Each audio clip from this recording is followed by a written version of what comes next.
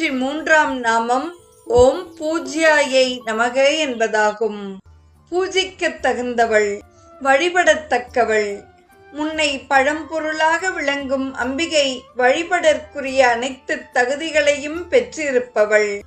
பாமரர், பண்டிதர், மனிதர், தேவர் அனைவராலும் வழிபடத்தக்கவள். 804ஆம் நாமம் ஓம் புஷ்கராயை நமக என்பதாகும். புஷ்டியை தருபவள், புஷ்கரம் என்னும் புண்ணிய தீர்த்தத்தின் வடிவமாக திகழ்கிறாள். 805ஆம் நாமம் ஓம் புஷ்கரேக்ஷனாயை நமக என்பதாகும்.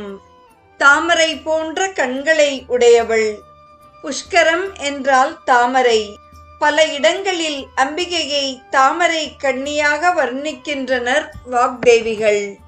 806ஆம் நாமம் ஓம் பரஸ்மை ஜோதிஷே நமக